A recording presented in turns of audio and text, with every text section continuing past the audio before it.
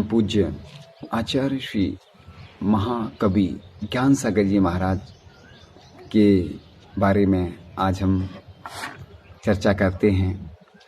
वह वर्तमान में पूज्य आचार्य श्री विद्यासागर जी महाराज के गुरु रहे हैं और उनका जीवन किस प्रकार से रहा, तो उनके बारे में चर्चा करते हैं कि उनका जन्म 24 अगस्त 1897 में जयपुर के समीप हुआ था। भाद्रपद कृष्ण 11 विक्रम संवत 1954 को जयपुर के समीप सीकर जिले के राणौली ग्राम में हुआ था। उनके पिता श्री चतुर्भुजी छावड़ा एवं माता श्रीमती घृतवरी देवी जो दिगंबर जैन श्रावक थे, उनके परिवार में धर्म के संस्कार थे, गहरी आस्था थी। उनकी माँ ने बचपन में उनके दुर्बल शरीर को देखकर उनके जीने की आशा छोड़ दी थी, पर प्रबल आत्मबल और धर्म में आस्था के प्रभाव से अब वह दीर्घायु हुए। सचमुच आत्मोत्थान के लिए जीवन जीने वाला चिरकाल तक जीवित रहता है, और जो मात्र शरीर की सुख सुविधाएं जुटाने में जीवन गंवा देता है, उसका जीना भी व्यर्थ है। उनका गौर वर्ण था, इसलिए उनका नाम भूरामल रखा गया। तब कोई नहीं जानता था कि एक दिन यह गौर वर्ण भी उनकी आत्म उज्ज्वलता के सम्मुख फीका जान पड़ेगा और वह अगाध ज्ञान और निर्मल संयम के धनी होकर सचमुच ज्ञान के सागर आचार्य ज्ञान सागर हो जाएंगे। बचपन से ही आपकी अध्ययन में रुचि थी। आपने अपने जन्म स्थान राणौली ग्राम में ही प्राथमिक शिक्षा प्राप्त की थी और आपको गांव में उच्च शिक्षा प्राप्त न हो सकी। इसी बीच आपके पिता का देहावसान हो गया। पिता के आकस्मिक निधन से घर की आर्थिक स्थिति नाजुक हो गई। बड़े भाई को आजीविका के लिए बाहर जाना पड़ा। वे गया यानी वर्तमान में बिहार पहुंचे और वहां एक जैन व्यवसायी के यहाँ कार्य करने लगे। गांव में शिक्षा का साधन न होने से आप भी अपने बड़े भाई के समीप चले गए और एक जैन व्यवसायी के यहाँ कार्य सीखने लगे। तब कौन जानता था कि आजीविका की खोज में की जाने वाली यह यात्रा आत्मा की खोज का प्रथम चरण बन जाएगी। बिहार पहुंचे हुए आपको 1 वर्ष ही हुआ था कि एक दिन किसी समारोह में भाग लेने आए हुए स्यादबाद महाविद्यालय बनारस के विद्यार्थियों से आपका मिलना हो गया। आपके मन में दबी हुई विद्याध्ययन की उत्कंठा पुनः जाग उठी और तमाम प्रतिकूलताओं के बावजूद आप 15 वर्ष की उम्र में अध्ययन के लिए बनारस आ गए। आपने स्यादबाद महाविद्यालय में संस्कृत साहित्य और जैन दर्शन की उच्च शिक्षा प्राप्त की तथा क्वींस कॉलेज काशी से शास्त्रीय परीक्षा उत्तीर्ण कर ली। आपका मानना था कि ज्ञान अर्जन का उद्देश्य मात्र परीक्षा पास कर लेना या उपाधि प्राप्त कर लेना नहीं है।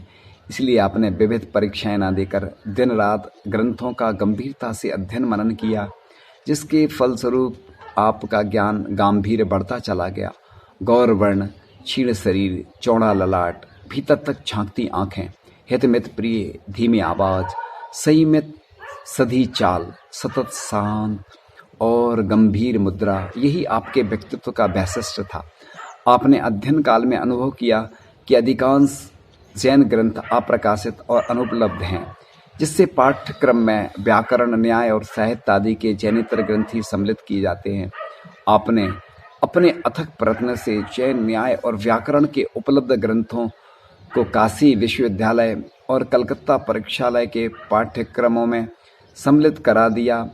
महाविद्यालय में धर्म शास्त्र के अध्यापक पंडित उमराव सिंह जी, ब्रह्मचारी ज्ञानानंद जी के सहयोग से आपने अध्ययन काल में जैनाचार्य द्वारा रचित न्याय, व्याकरण और साहित्य के ग्रंथों को गंभीरता से अध्ययन किया। अध्ययन काल में आप स्वावलंबी रहे, किसी से आर्थिक सहायता नहीं ली। गंगा घाट पर गमछे बेचकर अपना अध्ययन पूर्ण किया। अध्ययन पूरा करके आप अपनी जन्म स्थली राणौली ग्राम लौट आए। घर की आर्थिक स्थिति कमजोर होते हुए भी आपने सवैतनिक अध्यापन कार्य करना ठीक नहीं समझा और अपने ग्राम में रहकर व्यवसाय और आजीविका अर्जित करके निस्वार्थ भाव से स्थानीय जैन बालकों को शिक्षा प्रदान की। अपने छोटे भाइयों के पालन पोषण और शिक्षा का उत्तरदायित्व भी आपने संभाला। आपकी व्यावसायिक योग्यता और विद्वता देखकर सभी ने आपसे विवाह करके गृहस्थ जीवन में प्रवेश करने का आग्रह किया, परंतु आपने विवाह की स्वीकृति नहीं दी। आपने अध्ययन काल में ही आजीवन ब्रह्मचारी रहकर साहित्य सृजन और आत्महित में जीवन व्यतीत करने का संकल्प कर लिया था। आपने संकल्प को पूरा करने के पवित्र उद्देश्य को ध्यान में रखकर आप धीरे धीरे व्यवसाय से उदासीन होकर अध्ययन अध्यापन और साहित्य सृजन में लीन होते चले गए। एक बार शुद्ध सात्विक आहार ग्रहण करके निरंतर अध्ययन चिंतन मनन और लेखन में लगे रहना आपकी दिनचर्या बन गई। पंडित भूरामल जी शास्त्री के नाम से विभिन्न साधु संतों में आप एक प्रतिभाशाली विद्वान के रूप में प्रसिद्ध हो गए। आपने निरंतर अध्ययन अध्यापन तथा साहित्य सृजन करते हुए संस्कृत और हिंदी ग्रंथों की रचना करके इन दोनों भाषाओं के साहित्य को समृद्ध किया। आपके द्वारा रचित संस्कृत काव्य ग्रंथों की भाषा अत्यंत प्रौढ़ एवं लक्षणा व्यंजन गुण अलंकार आदि काव्य गुणों से विभूषित है। इनमें विभिन्न रसों के माध्यम से जैन धर्म के प्राणभूत अहिंसा सत्य और मूल व्रतों एवं स्यादवाद अनेकांत कर्मवाद आदि दार्शनिक विषयों का प्रतिपादन किया है।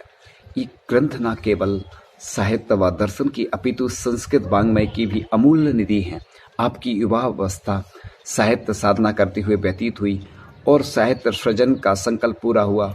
सांसारिक भौतिक सुखों के प्रति आपका मन बचपन से ही विरक्त रहा, जिसके फलस्वरूप आपने 26 जून सन 1947 में अजमेर गुरुवार आषाढ़ शुक्ल अष्टमी विक्रम संवत 2004 को अजमेर नगर में आचार्य श्री वीर सागर जी महाराज से ब्रह्मचर्य प्रतिमा नामक श्रावक की 7वीं प्रतिमा के व्रत अंगीकार कर लिए और कुछ समय पश्चात गृह त्याग कर दिया। ज्ञान आराधना के साथ साक्षात के पथ पर निरंतर आगे बढ़ते जाना आपका वैसस था। सन 25 अप्रैल 1955 मंसूरपुर जिला मुजफ्फरनगर उत्तर प्रदेश में अक्षय तृतीया के दिन आपने क्षुल्लक दीक्षा ग्रहण की। क्षुल्लक दीक्षा के समय आपका नाम श्री ज्ञान भूषण हुआ। आत्महित के पथ पर बढ़ते हुए आप आचार्य श्री देशभूषण जी महाराज के द्वारा ऐलक के रूप में दीक्षित हो गए।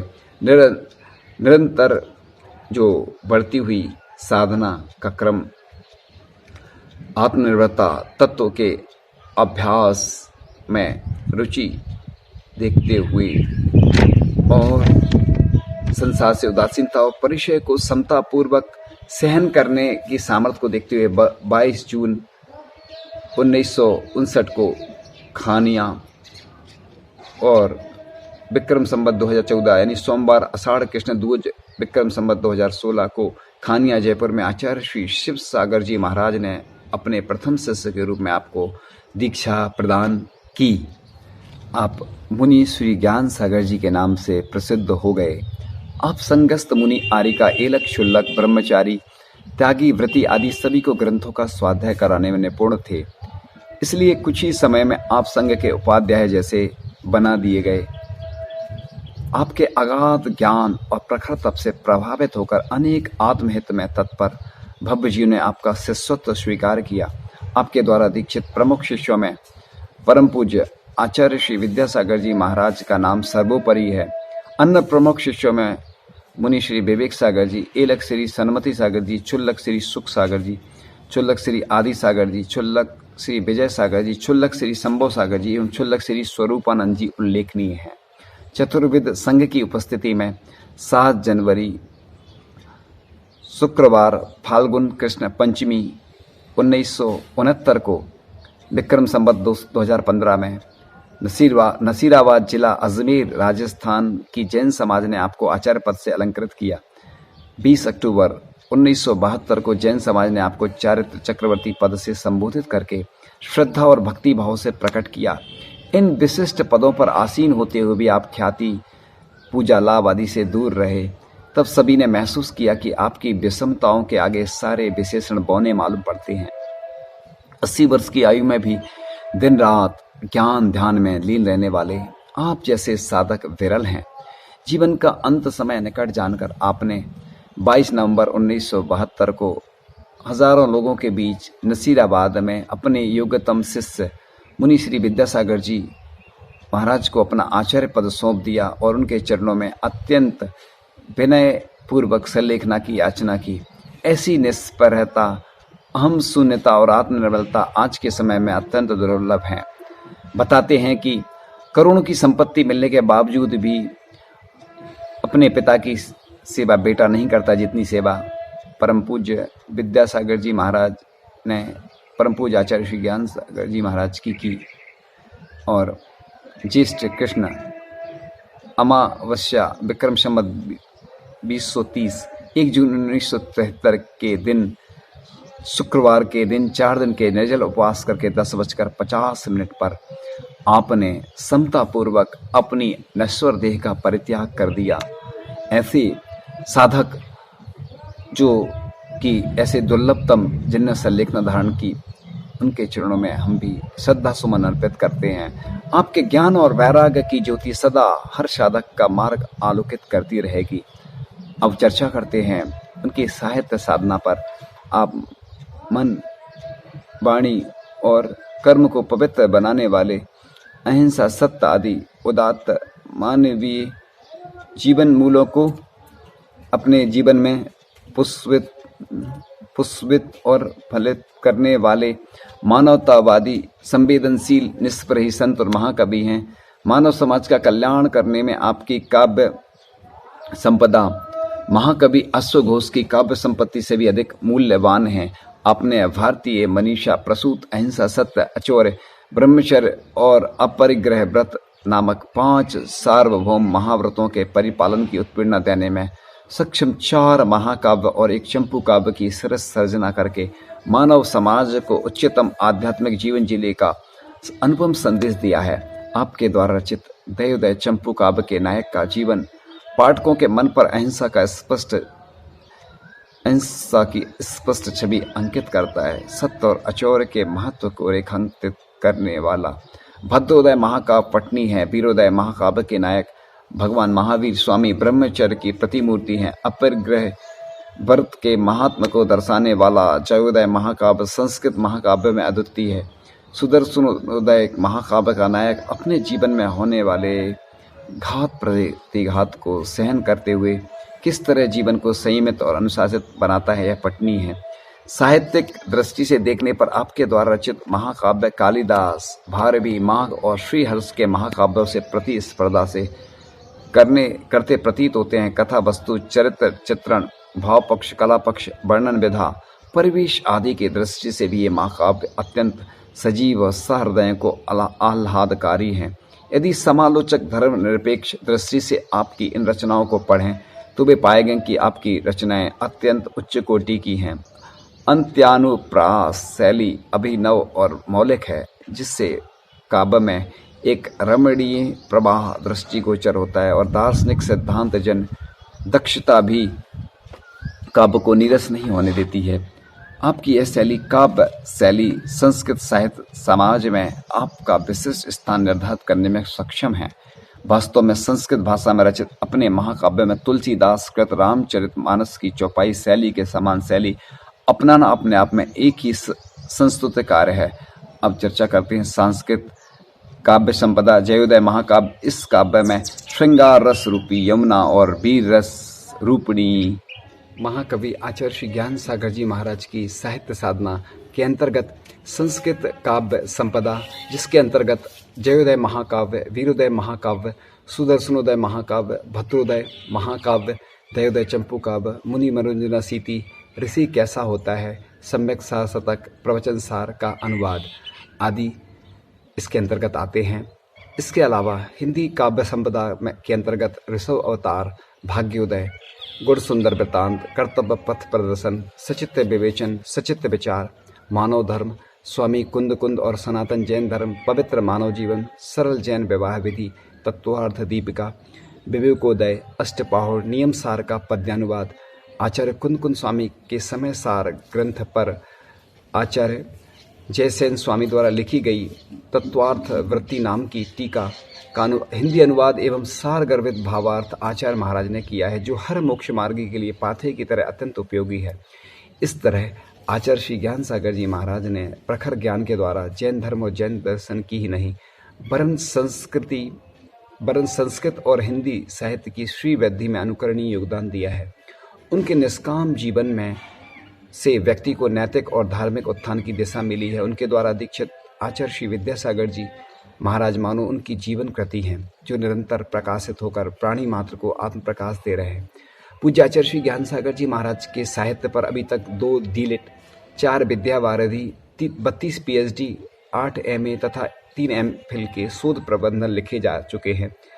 आपके नाम से भारत सरकार द्वारा दिगंबर जैन मुनि के ऊपर प्रथम डाक टिकट जारी हुआ 10 सितंबर 2013 को, और आपके चरणों में यही बिरयांजलि अर्पित करते हैं, भावांजलि अर्पित करते हैं। हे आचार्य भगवान, जिस प्रकार से आपने समाधि मरण किया, आपने जिन शासन की अनूठी प्रभावना की, ऐसे ही हम भी करते रहें। आज हम एक संस्मरण सुनाते हैं जो पूज्य आचार्य भगवान गुरुदेव श्री कृष्ण विद्यासागर जी महाराज के गुरु पूज्य ज्ञान सागर जी महाराज का संस्मरण है।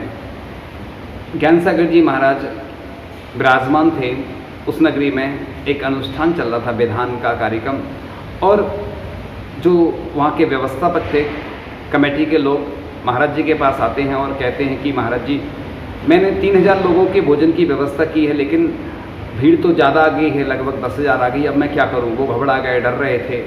तो पूज्य ज्ञान सागर जी महाराज ने कहा, मैं एक उपाय बताता हूं, वो करना।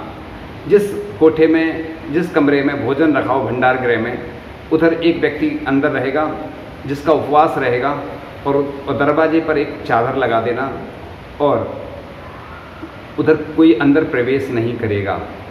बस यही प्रक्रिया की गई, और प्रातःकाल से शाम तक जिस बेला में भी जब भोजन प्रारंभ हुआ तो लगभग 10,000 के लगभग लोगों ने भोजन किया और भोजन समाप्त नहीं हुआ, और शाम को अचानक वर्षा होने लगती है। यह पूज्य आचार्य महाकवि ज्ञान सागर जी महाराज का अतिशय चमत्कार है, जो कि हमारे गुरु महाराज के गुरु हैं। इनके चरणों में हम बारंबार नमस्कार और नमोस्तु करते हुए यही भावना बाते हैं कि उनकी कृपा बरदस्त हम सबको प्राप्त होता रहे। आचार्य ज्ञान सागर जी महाराज की जय।